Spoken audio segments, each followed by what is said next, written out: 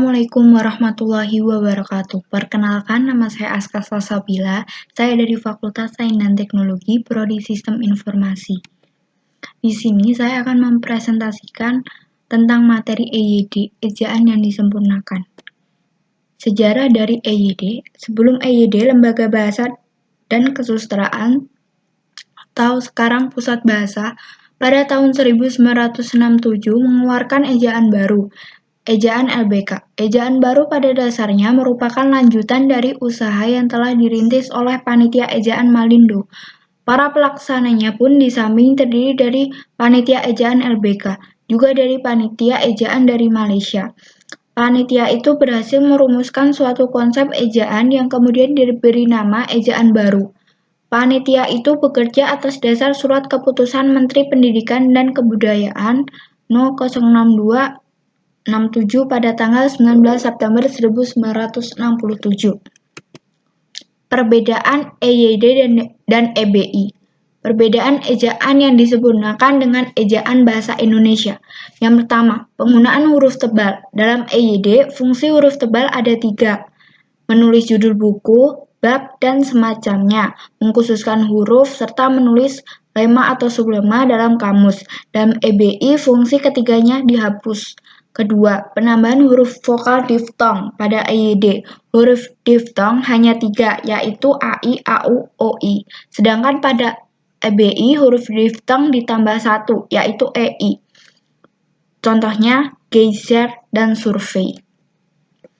Ruang lingkup ejaan yang disempurnakan. EYD meliputi 5 aspek. Yang pertama, pemakaian huruf. EYD dikenal paling banyak menggunakan huruf abjad sebanyak 26 buah. Huruf abjad terdiri dari bahasa Indonesia. Huruf abjad A sampai Z. Huruf vokal. Huruf vokal melambangkan vokal dalam bahasa Indonesia terdiri dari huruf A, I, U, dan O. Contoh pemakaian huruf. Vokal A, contoh api. Vokal I, contohnya itu. Vokal U, contohnya ulang. Vokal E, contohnya enak. Vokal O, contohnya oleh. Huruf konsonan melambangkan konsonan dalam bahasa Indonesia yang terdiri dari huruf-huruf B, C, D, F, G, H, J, K, L, M, N, P, Q, R, S, T, V, W, X, Y, dan Z. Gabungan huruf konsonan. Di dalam bahasa Indonesia terdapat 4 gabungan huruf yang melambangkan konsonan, yaitu KH, NG, NY, dan SY. Konsonan KH, contohnya khusus. Konsonan NG, contohnya ngarai. Konsonan NY, contohnya nyata. Konsonan SY, contohnya syarat. Huruf diftong. Di dalam bahasa Indonesia terdapat diftong yang dilambangkan dengan AI, AU, dan OI. Contohnya, huruf diftong AI, contohnya balairung. Huruf diftong AU, contohnya autodidak. Huruf diftong OI, contohnya boikot. Yang kedua, pemakaian huruf kapital dan huruf miring. Huruf kapital atau huruf besar sebagai pertama pada awal kalimat. Petikan langsung ungkapan yang berhubungan dengan nama Tuhan, unsur, nama jabatan, nama gelar, kehormatan, keturunan, nama orang, nama bangsa, suku, nama geografi, bulan, tahun, dan lain-lain. Huruf miring. Dalam cetakan dipakai dalam menulis nama buku, majalah, surat kabar yang dikutip dalam tulisan nama ilmiah atau ungkapan asing, kecuali yang telah disesuaikan ejaannya, dan untuk menegaskan atau mengkhususkan huruf, bagian kata, atau kelompok kata. Yang ketiga, penulisan kata. Ada beberapa yang perlu diperhatikan dalam penulisan kata. Yang pertama, kata dasar. Kata dasar adalah kata yang belum mengalami perubahan, yang ditulis sebagai suatu kesatuan. Contohnya, buku itu sangat tebal, kantor pajak penuh sesak. Yang kedua, kata turunan atau kata berimbuhan. Imbuhan semuanya ditulis serangkai dengan kata dasarnya. Misalnya, menulis, membaca. Awal dan akhiran ditulis serangkai dengan kata yang langsung mengikuti atau mendahulunya, jika bentuk dasarnya berupa gabungan kata. Misal, sebarluaskan, bertepuk tangan. Jika bentuk dasarnya berupa gabungan kata dan sekaligus mendapat awalan dan akhiran, kata itu ditulis serangkai, misalnya keanekaragaman, menandatangani. Jika salah satu unsur gabungan kata hanya digunakan dalam komunikasi, gabungan kata itu ditulis serangkai, misalnya maha adil, antar kota. Kata ulang. Kata ulang ditulis secara lengkap dengan menggunakan tanda seperti berikut. Jenis-jenis kata ulang yaitu dwi purwa, yaitu pengulangan suku kata awal. Misalnya laki, lelaki. Dwilingga yaitu pengulangan utuh atau secara keseluruhan, misalnya laki menjadi laki-laki. Dwilingga salin suaranya yaitu pengulangan variasi fonem. Misalnya sayur menjadi sayur mayur. Pengulangan berimbuhan yaitu pengulangan yang mendapat imbuhan. Contohnya, main menjadi bermain-main. Yang keempat, pemakaian tanda baca. Tanda koma. Kaidah penggunaan tanda koma digunakan antara unsur-unsur dalam suatu perincian atau pembilangan. Memisahkan anak kalimat atau induk kalimat jika anak kalimat itu mendahului induk kalimat. Memisahkan kalimat setara yang satu dari kalimat setara berikut yang didahului oleh kata tetapi atau melainkan. Memisahkan petikan langsung dari bagian lain dalam kalimat. Digunakan untuk memisahkan kata seperti oh, ya, wah, aduh, dan kasihan. Dipakai di antara nama dan alamat, bagian-bagian alamat, tempat dan tanggal, nama dan tempat, yang ditulis secara berurutan. Dipakai antara nama orang dan gelar akademik yang mengikuti untuk membedakannya. Dari singkatan nama diri, keluarga, atau marga. Dipakai di muka angka per 10 atau di antara rupiah dan sen. Dinyatakan dengan angka. Dipakai untuk mengapit keterangan tambahan yang sifatnya tidak membatasi. Tanda titik. Penulisan tanda titik dipakai pada akhir kalimat. Akhir singkatan gelar, jabatan, pangkat, dan sapaan. Akhir singkatan nama orang.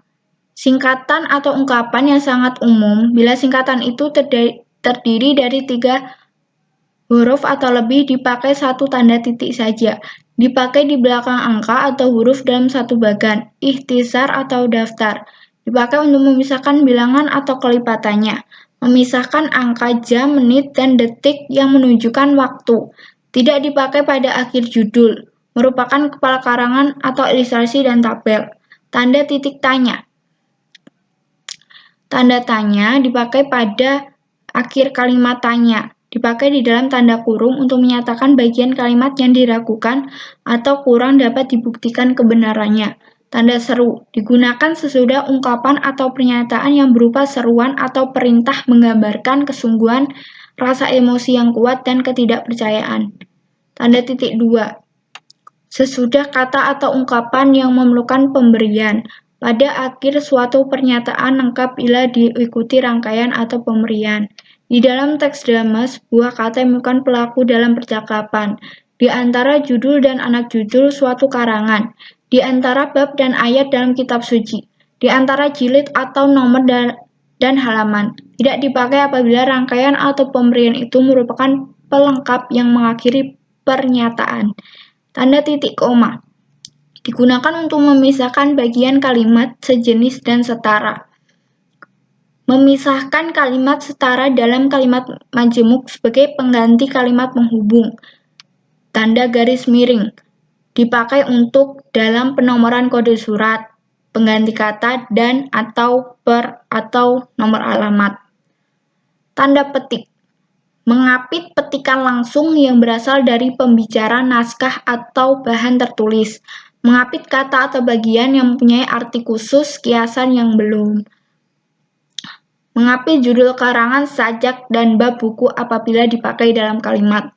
Tanda elipsis. Tanda ini menggambarkan kalimat-kalimat yang terputus-putus dan menunjukkan bahwa dalam suatu petikan ada bagian yang dibuang. Jika yang dibuang itu di akhir kalimat, maka dipakai 4 titik dengan titik terakhir diberi jarak atau loncatan. Tanda penyingkat atau apostrof. Tanda penyingkat dipakai untuk menunjukkan penghilang bagian kata atau bagian angka tahun. Misalnya 1 Januari. lalu diberi tanda apostrof, lalu 88 atau 1988. Tanda petik tunggal dipakai untuk mengapit petikan yang tersusun di dalam petikan lain, mengapit makna, terjemah, atau penjelasan kata atau ungkapan asing. 5. Penulisan unsur serapan. Unsur serapan pada umumnya mengadaptasi atau mengambil dari istilah bahasa asing yang sudah menjadi istilah dalam bahasa Indonesia. Contoh, presiden menjadi presiden. Penyerapan unsur asing dalam penggunaan bahasa Indonesia dibenarkan sepanjang unsur asing itu merupakan istilah teknis sehingga tidak ada yang layak mewakili dalam bahasa Indonesia. Akhirnya dibenarkan, diterima, atau dipakai dalam bahasa Indonesia.